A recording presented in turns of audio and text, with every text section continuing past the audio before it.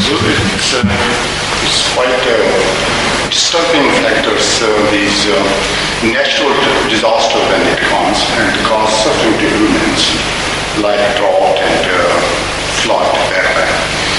That is not man-made. Usually we know that all the difficulty or all the problems are man-made, but these kind of natural disaster does, how far the man is to be responsible.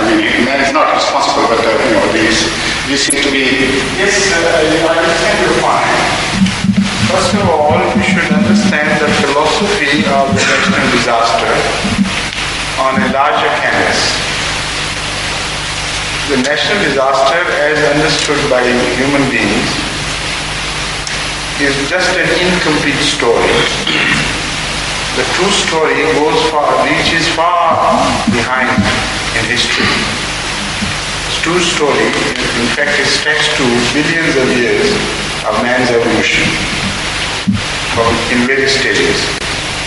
And when you try to understand the philosophy of these disasters, as we call them, then you understand that they are not useless and meaningless. They have played a very important role in the history of human development, or the development of life. And they have been blessings in disguise as far as the progress goes. So whether you understand a local disaster in the context of human values or not, if you look back in the history of evolution of life, you can understand easily that these disasters are a part of a general scheme of things under which the whole life was created, and they have played their part and they are not meaningless. So for the sake of a larger interest, smaller individual interests are always sacrificed. This is the principle. So because these disasters play an important role in the scheme of things, that is the scheme of revolution of life and progress of life, so they cannot be just discarded as meaningless or cruel because some individuals suffer. The general philosophy behind these disasters could also be understood when you study the phenomena of life and death as pitched against each other. In fact, as far as the number goes, death predominates life. And at each step in life, millions and millions of individuals are sacrificed. For each childbirth, billions of potentials of life are sacrificed. And again, in the entire universe, you see millions of species an untold number of individuals in various forms, in the various living forms. And what is their ultimate purpose? If you understand the scheme of things, they are made to serve human beings. And they only play a role to ultimately serve the ecology which is required by human development. And all this is a part of the scheme. So number is sacrificed for the sake of quality. That is in essence the meaning. So if billions upon billions of lives are sacrificed for human beings because they are superior, so if qualities are to be added to them or qualities of human beings are to be put to test, some of their sacrifices are quite justified for that grand scheme of things. Now this is the general purpose and the general phenomena as I understand.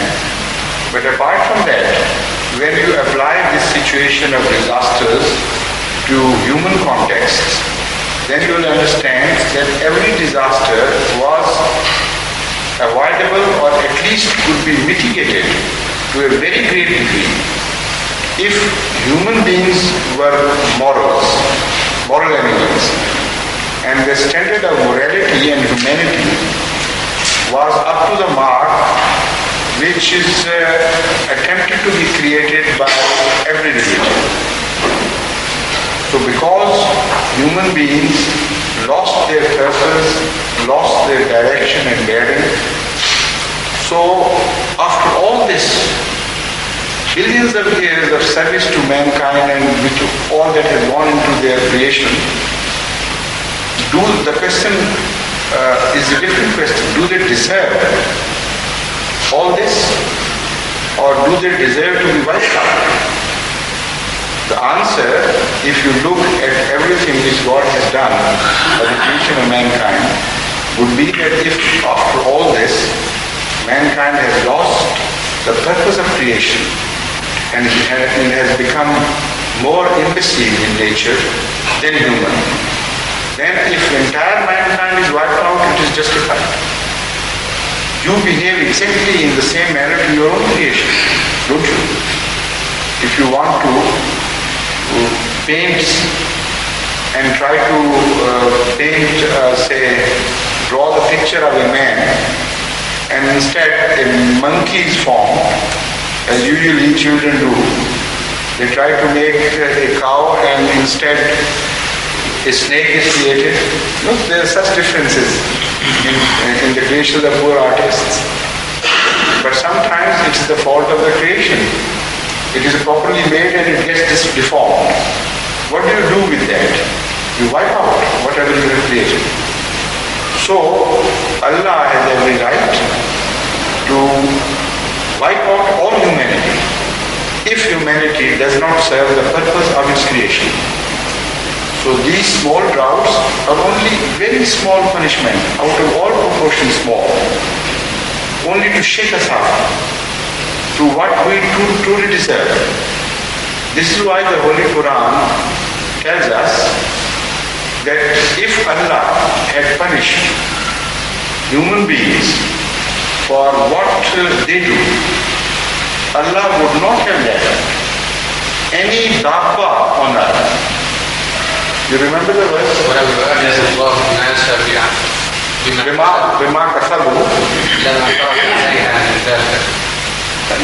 The second part I think is not correct.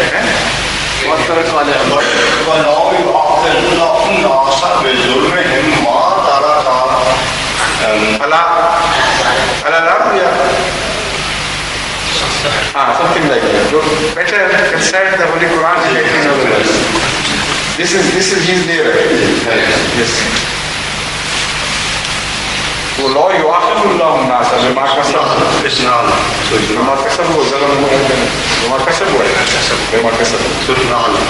Yes. So the philosophy given by the Holy Quran is this, that if Allah had decided to punish human beings for what they have committed, Allah would have wiped out the whole life from us. Apparently, there is a dilemma, because crime is committed by human beings and poor animals are wiped out for nothing, as if. But when you follow what I have said, then this verse is very clear in its meaning. And there is no other meaning attributable to it than what I have already said. That the purpose of the creation of other species of life is not just the creation of their creation in itself. They were created for mankind. So if man loses justification, all that was created to serve him should go out along with him. Overgo. Nothing should be left. This is exactly what the Holy Quran says.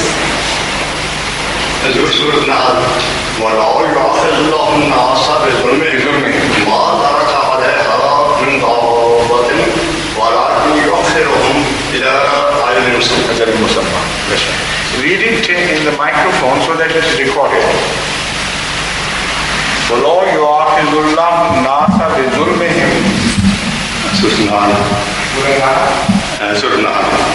وَلَوْ يُؤَاخِذُ اللَّهُ النَّاسَ بِظُلْمِهِمْ مَا تَرَكَ عَلَيْهَا مِنْ دَابَّةٍ وَلَكِنْ يُؤَخِّرُهُمْ إِلَىٰ أَجَلٍ مُّسَمًّى. It was said Surah and 62, ayah 62 of Quran. the meaning is that if Allah were to bring to book mankind for their transgression, Allah would not have left any species of life on earth.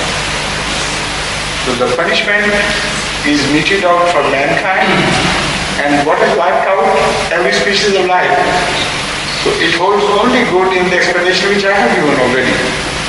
That the creation, the purpose of their creation was to serve mankind. So when the mankind ceases to deserve that mastery over the rest of the creation would go along. Any other question, please? Who there was you next, please.